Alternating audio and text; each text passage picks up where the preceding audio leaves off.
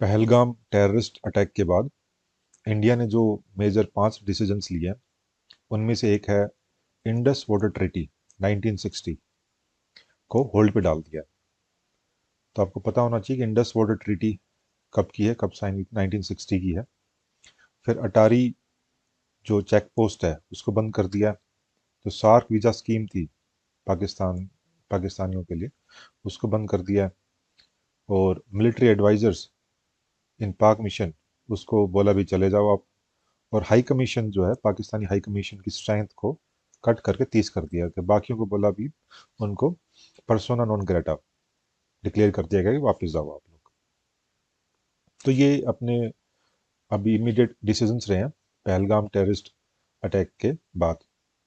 तो इसमें से हम एग्जाम पॉइंट ऑफ व्यू से इंडस वाटर ट्रीटी का थोड़ा डिटेल भी पता होना चाहिए कि ये ट्रीटी बेसिकली है क्या। तो अगर हम इंडस वाटर ट्रीटी को देखें, एक तो ये साइन कभी ये 1960 की ट्रीटी है ये, ठीक है। इसमें इंडस और उसकी ट्राइब्यूटरीज जो सहायक नदी है इंडस की, तो कौन कौन सी है। इंडस यहाँ ये झेलम, चिनाब, रावी, ब्यास और सतलुज, ठीक है। तो इनको दो कैटेगरीज में बांट दिया। एक ईस्टर्न रिवर्स, ठीक है, वो होगी नीचे वाली तीन। और वेस्टर्न रिवर्स ऊपर वाली तीन, जिसमें इंडस, झेलम, चिनाब ये वेस्टर्न रिवर्स, ये तो दे दी पाकिस्तान को इस ट्रीटी के तहत। और जो ईस्टर्न रिवर्स हैं रावी, ब्यास, सतलुज, ये दे दी आपको इंडिया को एक्सक्लूसिव यूज के लिए। तो इस तरीके से जो इंडस वाटर ट्रीटी के अंदर बताया गया कि इस तरीके से वाटर डिवीजन किया जाएगा।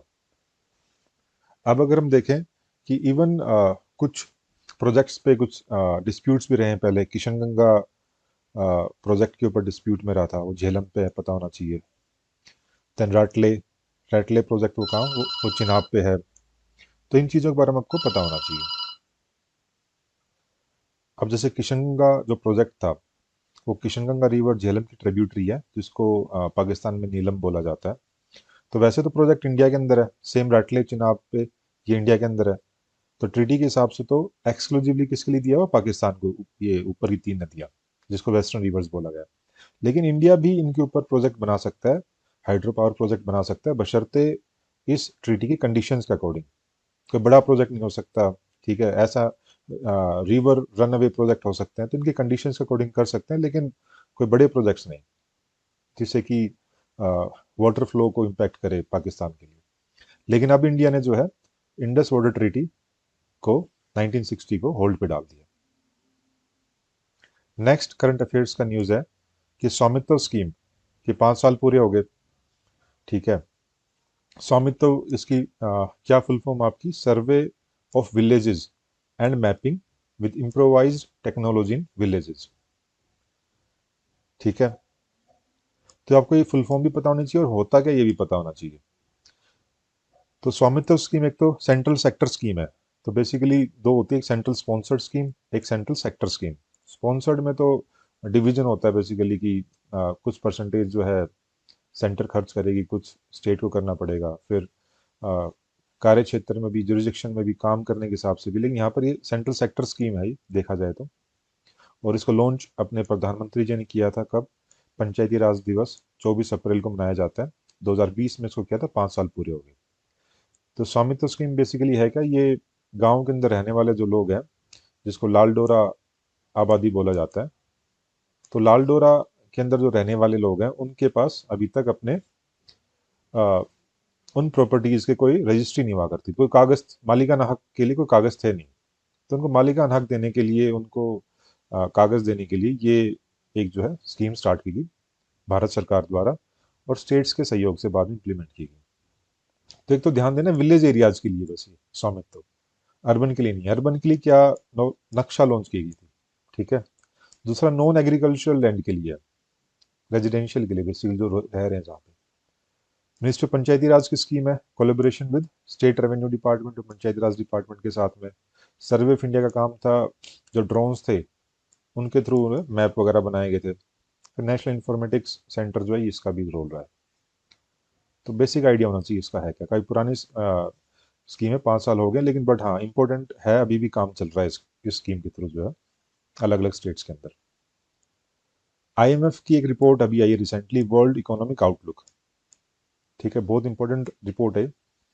तो बेसिकली इसके थ्रू क्या देखा जाता है कि दुनिया के अंदर इकोनॉमिक आउटलुक क्या है, ग्रोथ करेगी कितनी, किस रेट से ग्रोथ करना है, कौन सा कंट्री की ग्रोथ किस रेट से होनी है, डिफरेंट वर्ल्ड इकोनॉमिक सिचुएशंस को देखते हुए। तो आपको ये पता होना चाहिए रिपोर्ट निकालता कौन है। तो world economic outlook by IMF. IMF की एक और रिपोर्ट कौन सी इंपॉर्टेंट, इकोनॉमी से related, global financial stability report. एक देखो वर्ल्ड इकोनॉमिक आउटलुक की तरह एक और रिपोर्ट है ग्लोबल इकोनॉमिक प्रोस्पेक्ट्स, ये निकालता है वर्ल्ड बैंक ग्रुप। तो इसमें कंफ्यूज नहीं करना, देखो देखने में एक जैसा लग सकता है, अभी इकोनॉमी के बारे में तो बता रहे हैं दुनिया की, नहीं, ठीक है, लेकिन बट रिपोर्ट अलग अलग ऑर्गेनाइजेशन निकाल रही है। ध्यान रखने के लिए कर सकते हो, देखो outlook, outlook basically economic, pure economic sense में है, तो आईएमएफ ज़्यादा इकोनॉमिक सेंस में डील करता है। वर्ल्ड बैंक थोड़ा एक तरह से इक्विटेबल ग्रोथ की बात भी करता है, इस तरह के ना, जहाँ गरीब लोगों को, गरीब कंट्रीज को जो है ग्रांट्स वगैरह देने में उनकी ग्रोथ के बारे में, तो प्रोस्पेक्ट्स की बात करता है बेसिकली वर्ल्ड बैंक जो है, अगर ओवरऑल वर्ल्ड बैंक के काम को देखोगे। बस आपको याद करने का तरीका बता रहा हूँ किस तरीके से इसको डिस्टिंग्विश कर सकते हो। तो world economic outlook by IMF, global economic prospects by world bank. और इकोनॉमी में देखते हैं, एक आपका करंट अफेयर न्यूज थी कि स्टील पे 12% की सेफ गार्ड ड्यूटी वो लगाई गई है, ठीक है। एक तो होता है anti dumping duty. Anti dumping duty का काम होता है कोई पर्टिकुलर कंट्री, सपोज करो चाइना से कुछ पर्टिकुलर सामान माल वगैरह जो है बहुत ही कम दाम में डंप कर रहा है इंडिया के अंदर, तो उससे क्या होगा, जो अपने इंडिया के अंदर जो हमारे खुद के मैन्युफैक्चरर्स हैं उनके सामान को तो कोई खरीदेगा नहीं, अपनी डोमेस्टिक इंडस्ट्रीज को तो बहुत नुकसान हो जाएगा उस केस में। तो हम क्या करेंगे, एक लेवल प्लेइंग फील्ड बनाने के लिए उस पर्टिकुलर कंट्री के उस सामान के ऊपर हम एंटी डंपिंग ड्यूटी लगा देंगे, ताकि उनका जो रेट है रिलेटिवली कंपेरेबल हो जाए हमारे यहाँ के मुकाबले। एक आप सेफ गार्ड ड्यूटी है, ये सभी कंट्रीज पे लगाई जाती है। पर्पज सेम ही है कि अपने यहाँ पे डोमेस्टिक इंडस्ट्रीज को जो है थोड़ा प्रोटेक्ट करना, ठीक है। एकदम से इंपोर्ट में काफ़ी बढ़ोतरी होगी, सर्ज ऑफ इंपोर्ट्स हो गया, ताकि वो थोड़ा रुके और थोड़ा हमारे यहाँ पे एक level playing field with domestic industries के साथ में रहे, ठीक है। फिर जीआई टैग दिया गया बनारसी शहनाई को, ठीक है भाई।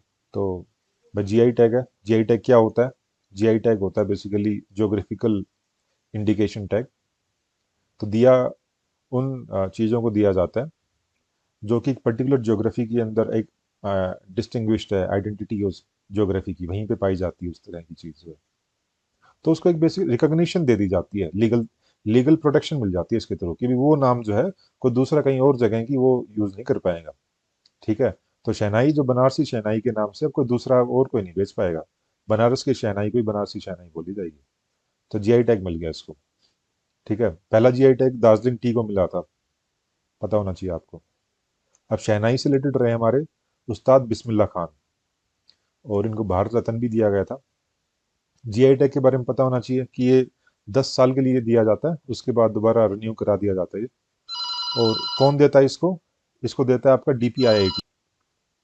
तो डीपीआईआईटी क्या है, department for promotion of industry and internal trade. एक आई से इंडस्ट्री, दूसरे आईटी से इंटरनल ट्रेड। ये डिपार्टमेंट आता किसमें, ministry of commerce and industry में। अब बनारस से ही अगर हम देखें, एक बनारस घराना भी होता है। तो बनारस घराना ये हिंदुस्तानी क्लासिकल म्यूजिक का है। तो अगर हम क्लासिकल म्यूजिक की बात करें तो इसमें एक तो आपका हिंदुस्तानी म्यूजिक होता है, एक आपका कार्नेटिक म्यूजिक होता है, ठीक है। तो हिंदुस्तानी म्यूजिक और कार्नेटिक म्यूजिक, ये इस तरीके से हम इसको देखते हैं। हिंदुस्तानी क्लासिकल म्यूजिक में आपके जो रिलेटेड है, ध्रुपद है, ख्याल, तराना, ठुमरी, टप्पा एंड गज़ल, ये आपके हिंदुस्तानी म्यूजिक से रिलेटेड है। अगर हम डिफरेंस देखें हिंदुस्तानी म्यूजिक और कार्नेटिक म्यूजिक में, तो जो हिंदुस्तानी म्यूजिक है इसमें वोकल और इंस्ट्रूमेंट्स दोनों पे इक्वल काफ़ी फोकस रहता है, जबकि कार्नेटिक म्यूजिक में मेनली वोकल पे फोकस रहता है। तो वोकल म्यूजिक पे ज़्यादा फोकस है कार्नेटिक म्यूजिक में। हिंदुस्तानी म्यूजिक ये नॉर्थ इंडिया में पॉपुलर है, कार्नेटिक म्यूजिक कहाँ, साउथ इंडिया में। ठीक है। और अगर हम देखें जो लोकेशन के हिसाब से ये है। फिर कौन से इंस्ट्रूमेंट्स ज़्यादा यूज़ किए जाते हैं हिंदुस्तानी क्लासिकल म्यूज़िक में? हिंदुस्तानी म्यूज़िक में तबला आपका, सारंगी, सितार, संतूर। कार्नेटिक म्यूज़िक में आपका यूज़ किया जाता है वीणा, मृदंगम और मैंडोलिन। तो एक बेसिक डिफरेंसेस हैं ये। सिमिलरिटीज़ भी हैं, आए दोनों भारत के नाट्य शास्त्र से ही हैं।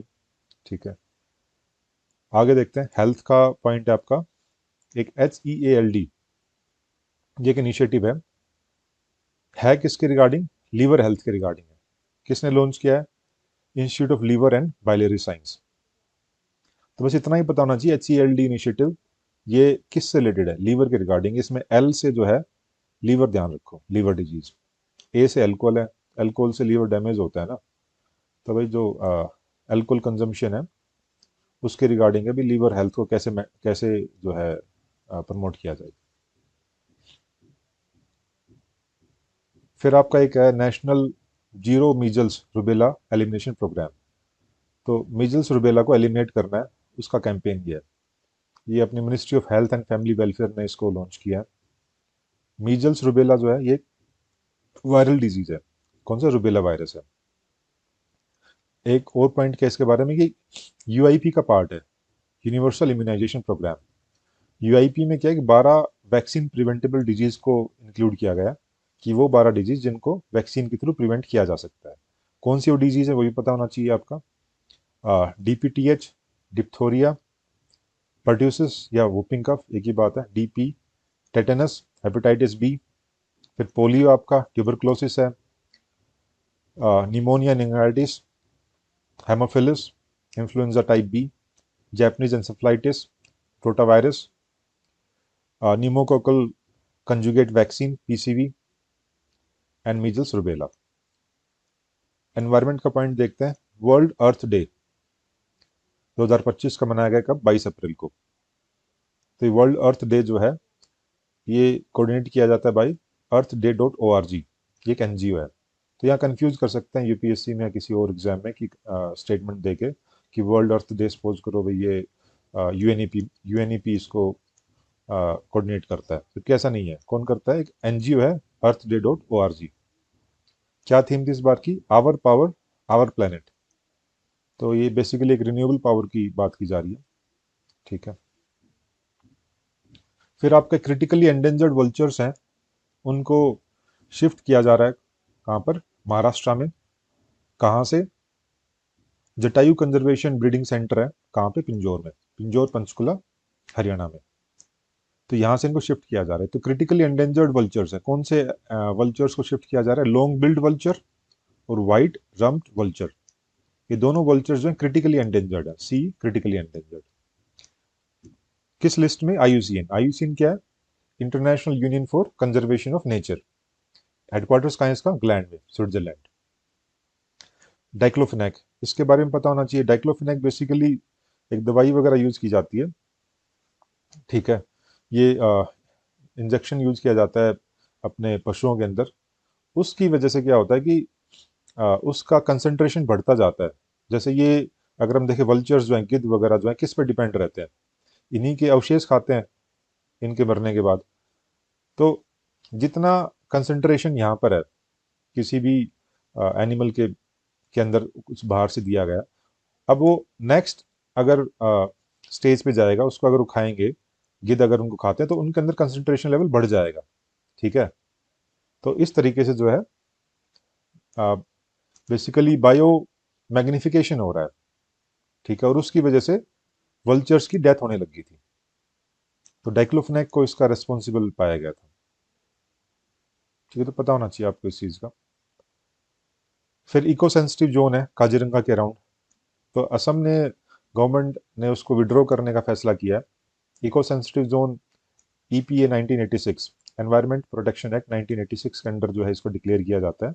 बेसिकली एक पर्टिकुलर जोन बना देते हैं, उस किलोमीटर्स फिक्स कर देंगे, 10 किलोमीटर या जितना भी किलोमीटर सरकार फिक्स करती है, कि उसके अंदर जो है कुछ एक्टिविटीज़ को कम्प्लीटली प्रोहिबिट कर देंगे। सपोज माइनिंग को प्रोहिबिट कर दिया यहाँ पे, पॉल्यूटेड इंडस्ट्रीज़ को प्रोहिबिट कर दिया, कुछ चीज़ों को रेगुलेट कर देंगे कि भाई एक रेगुलेशन के अंदर है, कुछ को अलाउ कर देंगे, ऑर्गेनिक फार्मिंग इस तरीके को। तो ये इको सेंसिटिव जोन रहता है जिसको ईपीए एनवायरमेंट प्रोटेक्शन एक्ट 1986 के अंदर डिक्लेयर किया जाता है।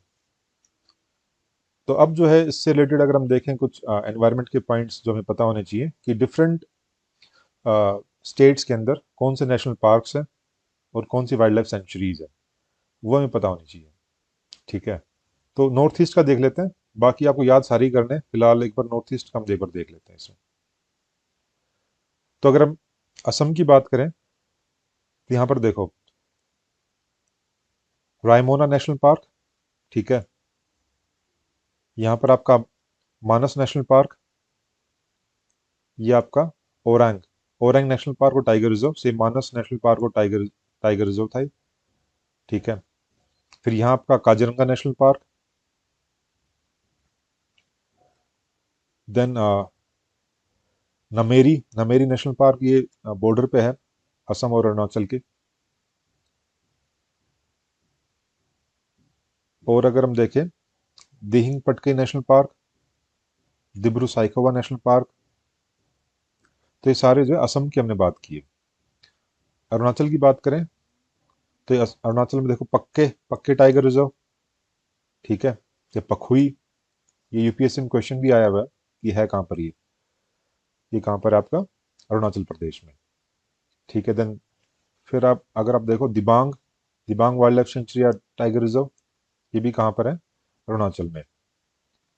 फिर यहाँ पर देखो Kamlang Kamlang tiger reserve Arunachal Pradesh. Then Namdapha national park and tiger reserve, ये भी कहाँ है अरुणाचल प्रदेश। और हम नेशनल पार्क देखें माउलिंग, माउलिंग कहाँ पर है, माउलिंग भी आपका अरुणाचल प्रदेश।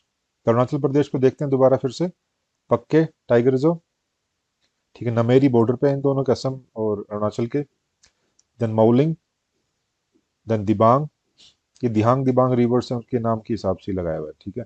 तो कामलांग और नमदफा, तो ध्यान रखना है। असम के देखें फिर से एक बार रिवाइज करें, रायमोना, ये अपने असम और सॉरी इसके, देन मानस, ओरांग और काजीरंगा, ठीक है। फिर हम बात करते हैं मणिपुर की, मणिपुर में आपकी लोकटक लेक है और यहीं पे कौन सा नेशनल पार्क है, केबुल लैमजो नेशनल पार्क। देन नीचे मिजोरम में देखते हैं, मिजोरम में कौन सा है, मुरली नेशनल पार्क, और ये कौन सा है, ब्लू माउंटेन नेशनल पार्क, ठीक है। तो इंपॉर्टेंट नेशनल पार्क है नॉर्थ ईस्ट के, आपको सारे याद करने हैं, नेक्स्ट आगे लेक्चर में किसी में जो है हम बाकी देखेंगे। साइंस एंड टेक के कुछ पॉइंट्स देख लेते हैं। साइंस एंड टेक में दे रखा है कि जो सन का फोटोस्फीयर है उसमें जो हीलियम है उसकी उसको एक्यूरेटली मेजर किया है किन्होंने, रिसर्चर्स थे इंडियन इंस्टीट्यूट ऑफ एस्ट्रोफिजिक्स इन्होंने, ठीक है। तो अब हमें इसकी बेसिक साइंस पता होना चाहिए सन के बारे में, फोटोस्फीयर क्या है, ठीक है, और सन के बारे में क्या पॉइंट्स हो सकते हैं। तो सन में बेसिकली आपको पता है हाइड्रोजन एंड हीलियम, ये दो गैसेज होती है, मेनली हाइड्रोजन होता है 70% से भी ज़्यादा, और हीलियम होता है उसके बाद सेकंड नंबर पे, ठीक है। तो न्यूक्लियर फ्यूजन होता है, आपको पता होगा, न्यूक्लियर फ्यूजन के थ्रू ही जो है सन के अंदर इतनी एनर्जी जनरेट होती है। तो फ्यूजन में क्या होता है, हाइड्रोजन हाइड्रोजन कंबाइन करते हैं, क्या बना देते हैं वो हीलियम बना देते हैं, और इसके अंदर काफ़ी लार्ज अमाउंट में एनर्जी रिलीज होती है। तो जो हाइड्रोजन बॉम्ब है, ठीक, वो बेसिकली इसी न्यूक्लियर फ्यूजन पे ही बेस्ड होता है। तो सन के बारे में देखते हैं, सन के अंदर देखो सरफेस देखो यहाँ पे, ये आपका फोटोस्फियर है, फोटोस्फियर के आउटर इसके बाहर की जो लेयर है, ठीक है, ये फोटोस्फियर, इसके बाहर क्या है क्रोमोस्फियर, और सबसे बाहर क्या है कोरोना। लेकिन जो विजिबल होता है, हमें दिखता क्या है सन का, वो फोटोस्फियर दिखता है। आउटर मोस्ट लेयर कोरोना है लेकिन वो नहीं दिखती है, हमें दिखता क्या, फोटोस्फियर दिखता है, दैट इज विजिबल, ठीक है। इसी सन के फोटोस्फियर में जो है डार्क स्पॉट्स होते हैं जिनको सन स्पॉट्स भी बोलते हैं, डार्क, ये देखो ये डार्क स्पॉट्स दिख रहे हैं। डार्क स्पॉट्स किस लिए, तो रिलेटिवली ये कूलर रीजन होते हैं, आसपास का रीजन हॉट रहेगा और ये रिलेटिवली कूलर रीजन होंगे, तभी ये डार्क दिख रहे हैं। और इन रीजन्स में मैग्नेटिक एक्टिविटी होती है, ठीक है, तो सोलर फ्लेयर्स वगैरह निकलती हैं बेसिकली, ठीक है। तो इसके बारे में इस तरीके से पता होना चाहिए आपको। So that's all for this video. तो इसमें हमने 3-4 दिन का करंट अफेयर्स कवर कर लिया। Thank you so much. जय हिंद, जय भारत।